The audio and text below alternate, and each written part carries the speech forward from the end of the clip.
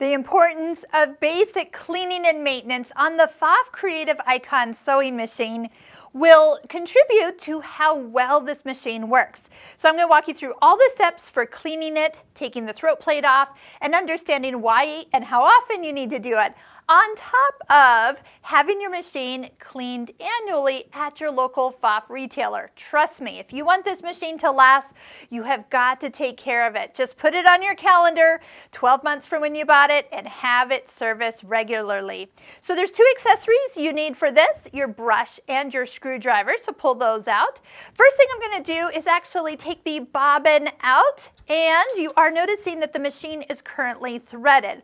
So I'm going to take a pair of scissors up here at the top of the machine, snip the thread, and pull it completely out. If you've ever noticed lint and fluffy stuff from just basic sewing gathering right here at your needle, if you take that thread and pull it up and back through the machine, through the take-up lever, through the tension disc, things are going to get piled up in there, and that's just not good for the machine. So when you can, think about clipping and pulling it out through the needle. So speaking of needles, let's go ahead and take our screwdriver and loosen our screw and give it, pull it out. If you haven't changed the needle, let's plan to put a new needle in when we are done. If you want, push down on the presser foot and just get it out of the way. You can take your screwdriver and lift up on this corner or this one, and it will pop right off. Once we pop it off, you'll find that it'll just snap right back down. I love this because there's no screws to undo. The plate is very easy to remove. So you have no excuse how easy it is to actually get in and clean out underneath. All right, next we're going to lift up this little kind of U-shaped item.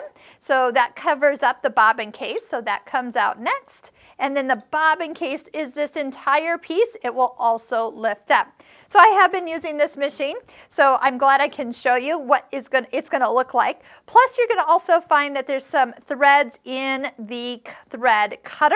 Okay, there's a lot of threads in my thread cutter, so we're just going to kind of pull those all the way out. Pretty much if you see lint, you're going to brush it out. So this is where we are not using canned air. You don't want to blow any more into the machine than is already in there. Plus that just, it just pushes it way into the back areas, and that's not good. So anything that you have that is going to lift all the lint out of the machine, you're going to see that this area here is where you're going to get it. So makeup brushes, Q-tips, all those things are good things that you can use to clean out this area.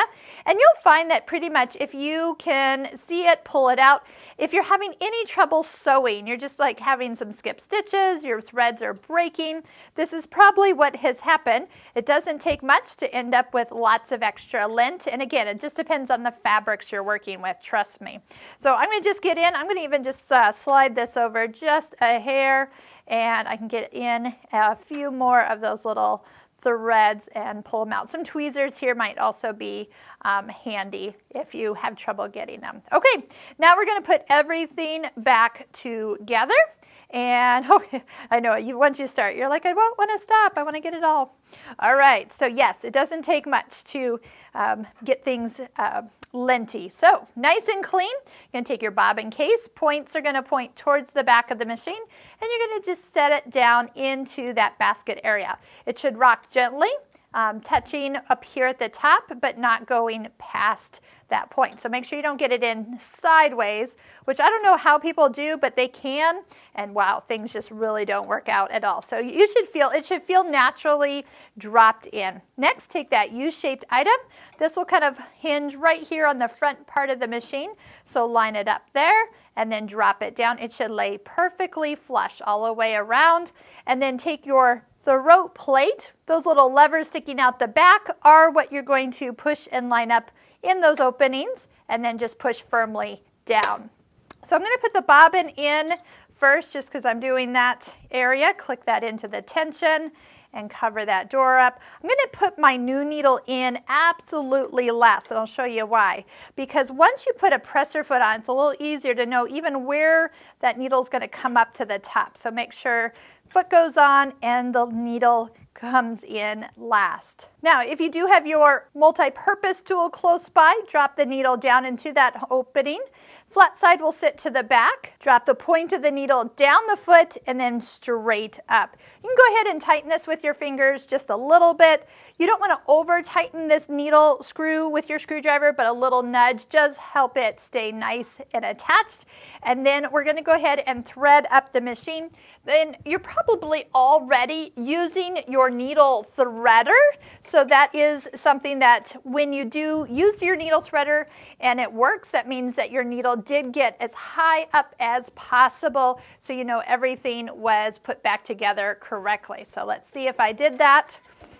She is ready to test out and see if everything is sewing correctly. And it is. So this is something you'll probably want to do every 3 to 5 bobbins. That is a lot of sewing, so it could even be closer to 2 to 3 bobbins. And then once a year, have your machine cleaned from top to bottom. And don't forget to take your embroidery unit in as well.